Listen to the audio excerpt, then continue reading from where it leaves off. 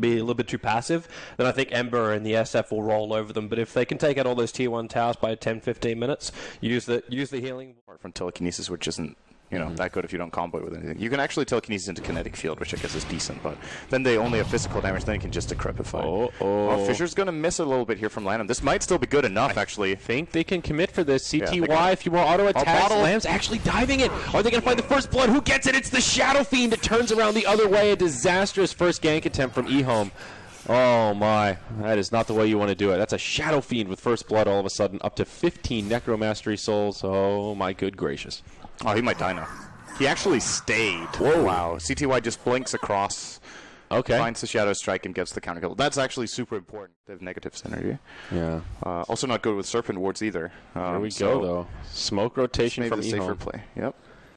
Looking for something. They want to find the Shadow Fiend. They know this is going on. This is actually going to be a very easy kill. Juggernaut can just solo him here. No mana. Easy peasy. He'll even hold the Omni Slash. They set it up with the Fissure. There's the Static Storm, but it does nice. A lot of damage to Yang.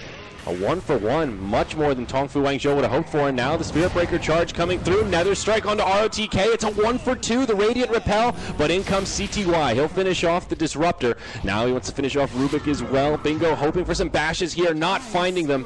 It's EHOME that are starting to pull ahead here. What can the Quap do? Is XingQ for an axe as a recovery item, and then if you don't do too well, you're naturally behind in the game, and then your chance of winning is lower. That's a good point. And whereas the dominating teams that get Orchid early will win a lot. That Omni Slash. Really good Yules. Completely mitigated, but is it enough? He barely stays alive to get the mech. Lanm trying to finish him off, drops the Echo Slam. There we go. They bring down the Shadow Fiend in exchange for the Pugna. Sonic Wave connects on quite a few. Looks like 3 heroes, enough to kill the Rubick. Buyback from the Rubick now. Bingo stuck inside of the shackles, but EHOME, they're in deep and they're getting low on HP. The buyback from Rubick coming in handy so far. The Fate Bolt doing a fair bit of damage, but now, wow, this is a chaotic fight here. So everyone's going to die except CTY. An ultra kill for the Queen of Pain, and it's actually 6 deaths for TongFu. That was it's left on the Aegis of the Immortal. CTY was the carrier in the last fight. They'll get decrep. Now roster wards come out. They'll pressure this tier 2 mid. There are only 2 outer towers remaining for TongFu.WanZhou.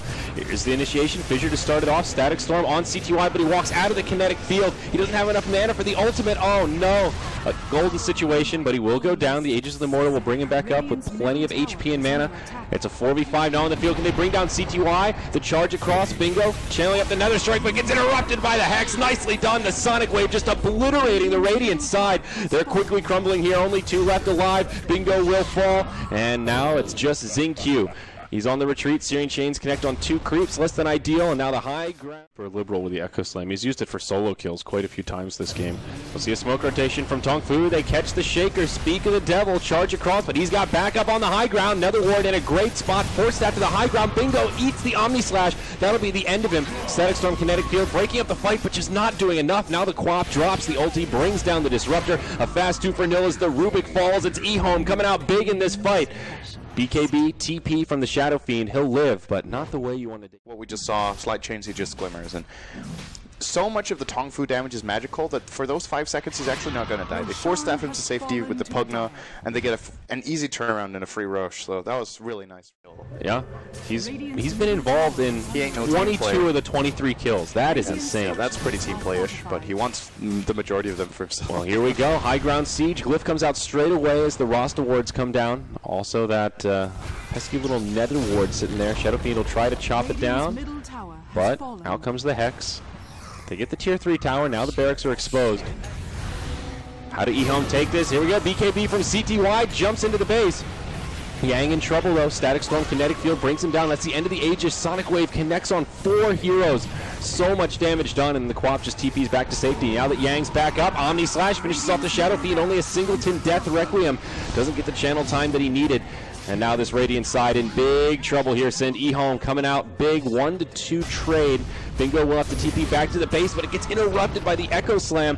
Lamb sets that one up. Now Fissure on 2. They won't move into the base to try and find the kills. Instead, they want the objectives. Glimpse back.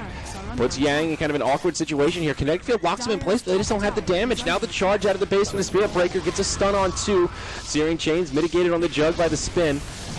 And are they going to be able to find a few cleanup kills? Looks like Bingo will get left behind. Another Sonic Wave comes back. CTY continues the godlike streak. And TongFu.WanZhou, they won't tap. Doesn't have it yet. So they just They just outlast them more than anything. Initiation on the DDC. Static Storm Kinetic Field not really on point here. Doesn't find a kill, and now TongFu's hope of finding a successful fight, I think, significantly diminished. They're just going to cut through the Ember Spirit. He had Flame Guard on, and it just didn't matter. He's actually going to live there. This is pretty... Oh, wait a second. They might get vision of him when they push down the lane. Nope. Oh, daytime. And they found him. That's unfortunate. I think he would have actually lived. Yeah. It looked like no one had any idea he was there, and then... They definitely seemed a bit surprised. Like, oh, there's a Disruptor? Is it an illusion? Kill it. They just lost. Like, then they really lost. Yeah. EHOME didn't come online quite at that early timing we thought it would be, but once rOtk got his mech, that's when things really started getting scary. And now roster wards come down. No glyph available for this Radiant side. Heroes starting to respawn from that last skirmish up top. Tier 3 tower goes down quickly. And now they will make what could be the final hold of Game 1 of this best-of-2 series. They focus on the Nether Ward, but they can't quite finish it off. BKB used by the Shadow Fiend. He's forced to watch his barracks die, and he just BKB'd to kill a Nether Ward. That's how much trouble they're in. Yeah, and now... Glimpse this on is the why he BKB'd. Oh, that Sonic Wave actually...